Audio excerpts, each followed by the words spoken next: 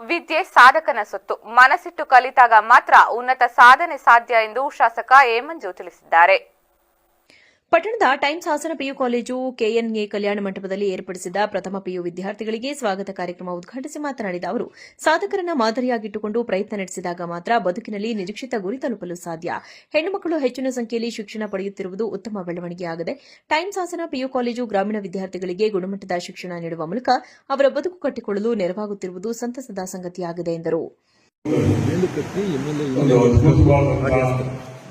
ಕನಸನ್ನ ಕಟ್ಕೊಂಡು ಶಾಲೆಯನ್ನು ಮಾಡೋದಕ್ಕೆ ನಾನು ಹೇಳ್ತಿದ್ರು ನಮ್ಮೆಲ್ಲ ಹೇಳಿದ್ರು.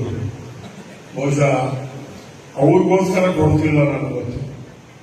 ನನ್ನ ಊರಿಗೆ ಒಂದು ಒಳ್ಳೆ ಕಾಲೇಜ್ ಆಗ್ಬೇಕು ಅಂತ ಹೇಳಿ ನನ್ನ ಮನಸ್ಸಿನಲ್ಲಿದ್ದು ಯಾರಾದ್ರೂ ಮಾಡೋದು ಬಂದು ಸಾಕಪ್ಪ ಅಂತ ಹೇಳಿ ನಾನು ಭಾವಿಸಿದ್ದೆ. ಅವತ್ತು ಆ ಸಂದರ್ಭದಲ್ಲಿ ನೀವು ನಾನು ರಿಕ್ವೆಸ್ಟ್ ಮಾಡಿಕೊಂಡ್ರೆ ನಾನು ಸಿಕ್ಕಂತ ಅವಕಾಶದಲ್ಲಿ ಆದ್ರೆ ಇವು ಫೈಲ್ ರಿಜೆಕ್ಟ್ ಆಗೋಗಿದ್ದು ಮಾಡಲ್ಲ ಅಂತ ಹೇಳಿ ನನಗೆ ನಮ್ಮ ಎಜುಕೇಶನ್ ಮಿನಿಸ್ಟರ್ ಕಾಗೇರಿ ಟೈಮ್ಸ್ ಶಿಕ್ಷಣ ಸಂಸ್ಥೆ ಕಾರ್ಯದರ್ಶಿ ಬಿಕೆ ಗಂಗಾಧರ್ ಮಾತನಾಡಿ, ಗ್ರಾಮೀಣ ವಿದ್ಯಾರ್ಥಿಗಳು ಕೀಳಿರಿಮೆ ತೊರೆದು ಓದಿನ ಕಡೆ ಗಮನ ಹರಿಸಿ ಉನ್ನತ ಸಾಧನೆ ಮಾಡಬೇಕು.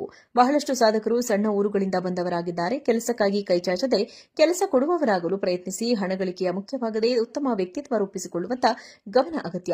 15 ವರ್ಷಗಳ ಹಿಂದೆ ಪ್ರಾರಂಭವಾದ ಕಾಲೇಜು ಗಮನಾರ್ಹವಾದ ಸಾಧನೆ ಮಾಡಿದ್ದು ಸದ್ಯದಲ್ಲೇ ಸ್ವಂತ ಕಟ್ಟಡ ಹೊಂದಲಿದೆ ಎಂದು ಕಾರ್ಯಕ್ರಮದಲ್ಲಿ ಹೇಳಿದರು.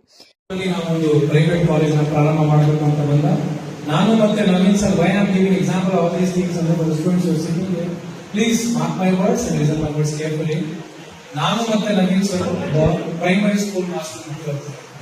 ತುಂಬಾ ದೊಡ್ಡ ಮಟ್ಟದಿಂದ ಶ್ರೀಮಂತ ವರ್ಗದಿಂದ ಬಂದವರನ್ನ ಒಂದು ಮಿಡಲ್ ಕ್ಲಾಸ್ ಫ್ಯಾಮಿಲಿನಲ್ಲಿ ದೊಡ್ಡ ಕನಸುಗಳನ್ನು ಇಟ್ಕೊಂಡು ಏನೋ ಸಾಧಿಸಬೇಕು ಅಂತ ಹೊರಟವ್ರಿಗೆ ನಾವು ಮಾಡಿದಂತ ಕ್ವಾಲಿಫಿಕೇಶನ್ಗೆ ಸಿಕ್ಕಿದ್ದು ಒಂದು ಪಾರ್ಟ್ ಟೈಮ್ ಜಾಬ್ ಅಷ್ಟೇ. ಒಂದು ಕಾಲೇಜ್ನಲ್ಲಿ ಪಾರ್ಟ್ ಟೈಮ್ ಜಾಬ್ ನ ಮಾಡ್ತಿದ್ವಿ. ಬಟ್ ಕನಸುಗಳು ಅವತ್ತಿಂದಲೂ ದೊಡ್ಡದಿದ್ದು, ಏನಾದ್ರೂ ಮಾಡಿ ನಮ್ದೇ ಆದ ಒಂದು ಸ್ವಂತ ಕಾಲೇಜ್ಗಳನ್ನ ಸ್ಕೂಲ್ಗಳನ್ನ ನಾವೇನು ಮಾಡಕ್ಕಾಗಲ್ಲ.